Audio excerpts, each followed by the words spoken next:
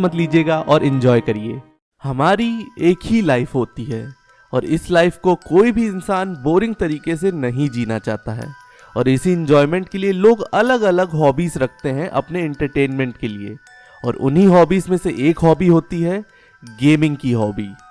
ये स्टोरी है एक ऐसे माइनक्राफ्ट प्लेयर की जिसके लिए माइनक्राफ्ट गेमिंग एक ऐसी चीज थी जिसमें वो कुछ भी कर सकता था बिना किसी रूल्स के, चाहे माइनक्राफ्ट में किसी को तड़पाना हो या किसी को बेवजह मौत के घाट उतारना हो।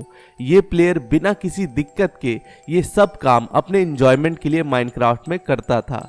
लेकिन एक दिन कुछ ऐसा हुआ जिसके बारे में वो प्लेयर इमेजिन भी नहीं कर सकता था। हेलो गाइस, मेरा नाम है डांटे एंड वीडियो स्टार्ट करने से पहले मेरी आपसे एक छोटी सी रिक्वेस्ट है कि अगर आपने अभी तक इस वीडियो को लाइक एंड इस चैनल को सब्सक्राइब नहीं किया है तो डेफिनेटली कर दीजिए। ये हमें मोटिवेट एंड सपोर्ट करता है ताकि हम आपके लिए ऐसे ही माइनक्राफ्ट का कंटेंट बनाते रहें। Now let us begin the video. Minecraft mysteries episode 17, story of haunted seed.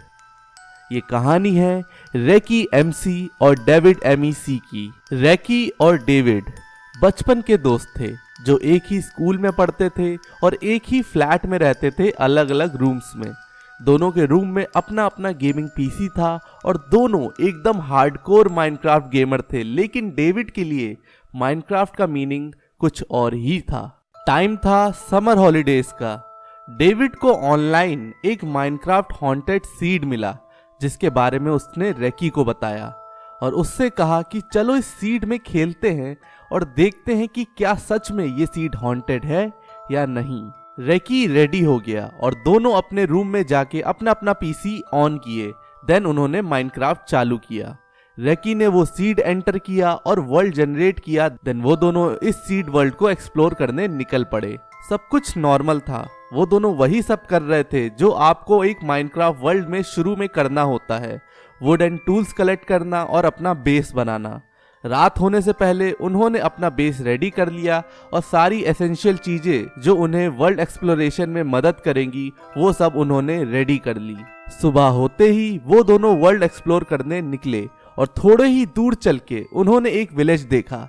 Recce ने डेविड से कहा कि चलो भाई, सामने विलेज है तो वहाँ थोड़ी विलेज लूट मिल जाएगी। एंड वो दोनों उस विलेज में जैसे ही एंटर हुए उन्होंने नोटिस किया कि ये कोई नॉर्मल विलेज नहीं बल्कि एक ज़ॉम्बी विलेज है। उस ज़ॉम्बी विलेज को चेक करने के बाद रैकी ने डेविड से कहा कि चलो यहाँ कुछ भी काम का नहीं है तो हम आगे बढ़ते हैं इस वर्ल्ड को एक्सप्लोर करने में।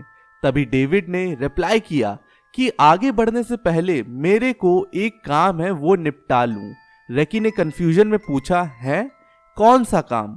तभी डेविड आगे बढ़ा और उसने धीरे धीरे उस विलेज के सारे ज़ॉम्बी विलेजर्स को मार डाला। रैकी ने कहा ये करने की कोई ज़रूरत नहीं थी डेविड, बट डेविड ने रिप्लाई में कहा, do what excites you bro. Minecraft में हम कुछ भी कर सकते हैं एंड हमें रोकने वाला कोई भी नहीं है यहाँ। बट डेविड को इस बात का बिल्कुल भी अंदाज़ा नहीं था कि उस विलेज में उसने जो अभी कांड किया है उसकी वजह से उसकी लाइफ एकदम उथल फुथल होने वाली थी। वो दोनों थोड़ा सा आगे बढ़े तभी रैकी का फोन जो उसने गलती से किचन में छोड़ दिया था वो रिंग हुआ। रैकी ने डेविड से कहा कि भाई मैं 1 मिनट के लिए गेम पॉज कर रहा हूँ, मेरा फोन किचन में छूट गया है और किसी की कॉल आ रही है, मैं अभी आता हूँ। देन रैकी उठा और किचन में अपना फोन चेक करने गया। बट जैसे ही उसने अपना फ़ोन चेक किया तो उसने देखा कि किसी की भी कॉल नहीं आई थी उसे।